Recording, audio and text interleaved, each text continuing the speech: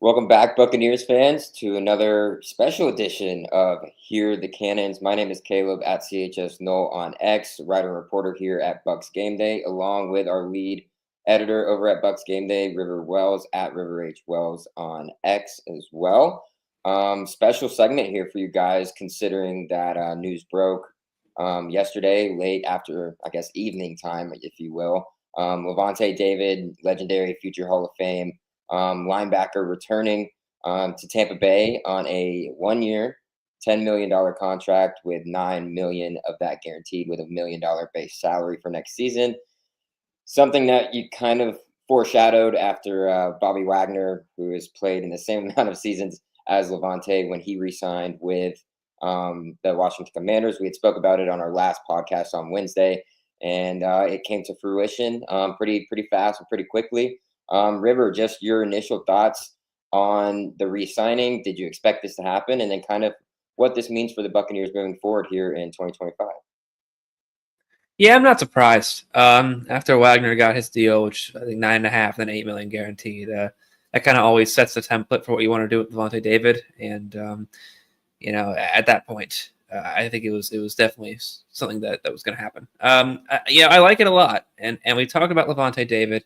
Obviously, he's slowing down in his old age. Obviously, his coverage prowess is not quite what it has been in the past, but we're talking 5.5 sacks last year. We're talking 3 forced fumbles last year. He still has the ability to get to the ball, and his IQ is still unrivaled as a middle linebacker. And there's a lot of things for the Buccaneers, Obviously, it gives you that play for next year, and even if it declines a little bit, I think they'll take a similar season from Lavonte David this year they had last year.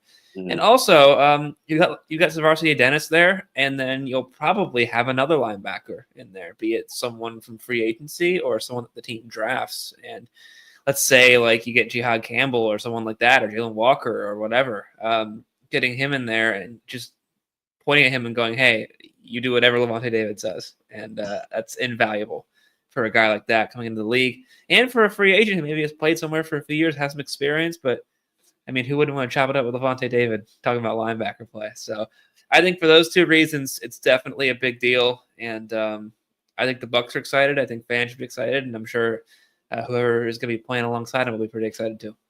Yeah, and we talked about ad nominem, like over and over again about Lavonte David's shadow is in the Buccaneers at one Bucs place, and absolutely it's kind of what the Buccaneers brass likes to build around the type of player that they like to have. Exemplifies what Lavonte David is and who he is as a person. So you had mentioned that players coming in have being able to learn from him. We heard Kalen DeLoach last offseason, who unfortunately wasn't able to stick around with the team, talk about how great it was to be able to learn from somebody of Lavonte David's stature and how much knowledge that he is able to provide. And that's the same with Savassi Dennis. He's been able to learn from him, albeit he hasn't been on the field as much as we'd like. But if you do draft and go get a guy in draft like a Jihad Campbell or somebody like a Jalen Walker, it's going to be huge for not only them being able to understand the game, but also how to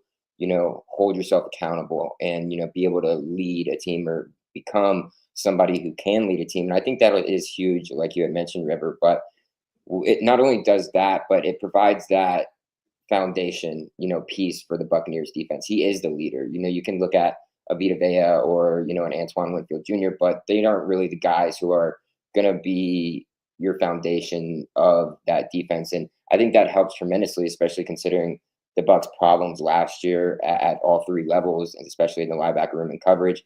You had mentioned that Lavonte David, he's not as fluid as he was probably about 10 years ago, moving the hips, trying to open the hips and get out there in coverage. But the statistics with the sacks, which was good to see, those are kind of up compared to what you usually see from him. So going from that, are there any guys, like we had talked a little bit here and there? I'm going to write a piece later on today about somebody I think the Buccaneers could and should be going after in free agency. Are there any guys that you think would pair well next to David here at the linebacker level, either from the draft? I know you had mentioned Jihad and Jalen, but anybody else out there that would kind of fit that mold and be able to be a good guy next to Lavonte David, a la the Washington Commanders with Frankie Luvu and Bobby Wagner?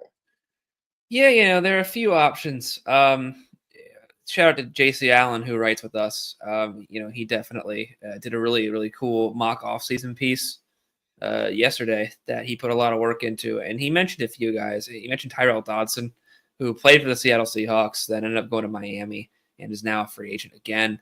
A guy that would probably need some help in the run game, but if you need a young linebacker who can get the tackles and who can do decent in coverage, is a good option. Just aside Cincinnati, another option there. They seem to be letting a few people go over there and re-signing different people. So that might be an option there too. Guy you can get, and then there are some aging linebackers that you could pair with them. But at that point, I think the Bucs want to get younger. And as far as free agents go, they're going to want to get someone like that they can pair with Lavonte David. Now, you mentioned in the draft, Jihad Campbell, who the Bucs could play at inside linebacker, and then maybe do a little bit of a chess piece thing with him. And then Jalen Walker, who if he falls there, I think a lot of people project him more as an outside linebacker, but again, a guy that can do two different things. And in a top Bulls defense, you might need that. And I think either way, a guy like Lavonte David would be able to give you some invaluable lessons and information. And then just playing in the league for 13 years, man, it's so rare. And it's so incredible that he's been able to play like that for as long as he has. And I don't know if Lavonte David is explicitly a Hall of Famer, but he certainly will be in the Ring of Honor, immediately after he retires as a Tampa Bay Buccaneer, which will be sooner than later. So for Bucs fans out there watching him and getting to see him on Sundays, definitely, treasure that while you can, because he's an all-time Buck, one of the best inside linebackers ever played the game, in my opinion. And it's really cool to see him back from here. Yeah, he doesn't necessarily get the notoriety of, a Bobby Wagner. And that's because, when you think about Bobby Wagner, you go back to the days of him being with the Legion of Boom there in Seattle, which was kind of a media madness, kind of took the NFL by storm because of how good they were. He was the leader of that defense with Richard Sherman and Earl Thomas, and absolutely nasty. And you don't really get that here in Tampa with Lavonte David. He has one Pro Bowl to Bobby's 10 and all pros. He's behind Bobby in that too. But statistically, he's either even with Bobby or even better there with Bobby. So sure. And even more, you look at Luke Kuechly and Patrick Willis, and I think there's definitely an argument that, those two players had higher highs perhaps, but Lonnie David's still out here doing it, right? Year 14 is going to be, he's still out here playing. And at his peak, I think he could hang with the best of them. So what an incredible player, and what a legacy he's going to leave behind the day he actually does hang up his cleats. But that's not going to be this year. He's coming back on a 1-year deal, going to play some more football. Absolutely. And if you guys are watching over there on X or on Facebook, head over to our YouTube, click subscribe. We really appreciate that, guys. Like as well. That's where we bring on, comments, questions from our viewers. We aren't able to get that access through Facebook and X. So if you guys can head over there, you got any questions for us, shoot them over there as well. Again, like, subscribe. But with that, River, like you were talking about, were you worried at any point this offseason that Lavonte might indeed hang them up after, playing in the league for 13 seasons? And then off of that 1-year deal, do we see that happening from here on out? Like, it's going to be by year basis, because at any point he could decide like, hey, it's my time to go. Well, he has been on a year-by-year basis, for a little bit. So I would see that continuing for sure. That's kind of where the Bucs are at and where he's at. He's deciding whether or not he wants to retire, and the Bucs got to watch how he plays, and that's part of the business, unfortunately. But that's beneficial for both sides. We talked to Lavonte David after the locker room cleanout when the Bucs had lost to the Commanders, and I just remember hearing him speak. He didn't seem like he was in the mind space of giving up football just yet. So I had a feeling that he would come back, and we saw a few days ago he was training, so that was a good indicator. And I believe his agent said at the end of February is when he kind of decided that if we want to make another run at it. So and I thought he'd come back. It would be rare for him to go to another team. It's never out of the question, but at this point in your career, I think you're willing to take what you're willing to take to stay here. And that ended up being the case, and I'm glad he's back. I got his jersey hanging up. Oh, other side right here. So he's he's a legendary Buccaneer, and it's great to interact with him and see him out in the field and do what he does best, which is play linebacker at a high level.